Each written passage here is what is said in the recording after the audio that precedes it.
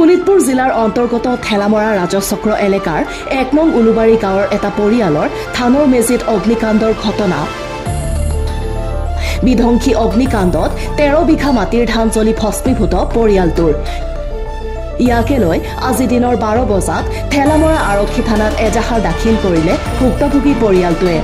উল্লেখ্য যে যোৱাকালি নিশা আনুমানিক ৮ বজাত ঠেলামৰা ৰাজচক্ৰ এলেকাৰ ১ নং উলুবাৰী গাঁৱৰ বাসিন্দা ওম প্ৰকাশ সতনামীৰ পৰিয়ালৰ ধানৰ মেজিত সংঘটিত হয় উক্ত অগ্নিকাণ্ডৰ ঘটনা। ফলত ১৩ বিঘা মাটিৰ ধান জ্বলি ভস্মীভূত হয় দুৰ্ভগীয়া পৰিয়ালটোৰ। আজি ওম প্ৰকাশ সতনামীয়ে জানিবলৈ দিয়া মতে তেখেতৰ ৩ বিঘা মাটিৰ ধান আৰু তেখেতৰ ভাতৃ ফুলেশ্বৰ সতনামীৰ ১০ বিঘা মাটিৰ ধান মুঠ পৰিয়ালটোৰ ১৩ বিঘা মাটিৰ ধান সম্পূৰ্ণ জ্বলি ভস্মীভূত হয়। ইপিনে কোনো দুষ্কৃতিকাৰীয়ে ধানৰ মেজিত অগ্নি সংযোগ কৰাৰ সন্দেহ পৰিয়ালটোৰ। সেয়েহে তদন্তৰ দাবীত আজি ঠেলামৰা আৰক্ষী থানাত এজাহাৰ দাখিল কৰে পৰিয়ালটোৱে।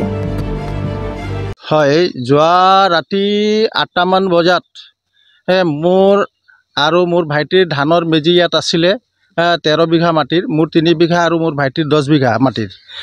এই মেজিটোত কোনোবা দুষ্কৃতিকাৰীয়ে আহি ৰাতি মানে জুইটো লগাই দিয়ে। এই দূৰৰ মানুহবিলাকে যেতিয়া দেখি পায়, মোৰ ঘৰতো পিছফালে হয়, মই দেখি নাপাওঁ। দূৰৰ মানুহবিলাকে যেতিয়া দেখি তেওঁলোকে দৌৰি আহিছে, তেওঁলোকৰ হুলস্থুল শুনি তেওঁলোকে মাতাত মই মানে আহিছোঁ আৰু আহি মই দেখিছোঁ তেতিয়া মানে গোটেই মানে মেজি পূৰা একদম পুৰি চাৰখাৰ হৈ গ'ল। আৰু সকলো ৰাইজে, হিন্দু মুছলিম সকলো ৰাইজে আহি এই মেজি নুমুৱাত মানে সহায় কৰিছে।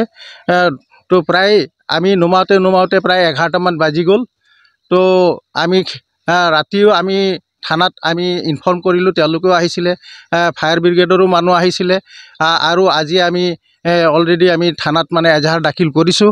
তো গতিকে আমি আমাৰ আইনৰ ফালৰ পৰা আমি মানে তদন্তৰ আমি দাবী কৰিছোঁ। উচিত তদন্ত কৰি আমি যাতে উচিত ন্যায়টো পাওঁ, সেইটোকে মই কামনা কৰিছোঁ। যাতে আমাৰ এই ১ বছৰৰ যিটো কামানি, সেই কামানিটো একেবাৰে ১ মিনিটতে মানে চাৰখাৰ হৈ গ'ল। গতিকে সেইটো ক্ষতিপূৰণটো যাতে মানে চৰকাৰৰ ফালৰ পৰা আমি আশা কৰিছোঁ। এইখিনিয়ে মোৰ মন্তব্য।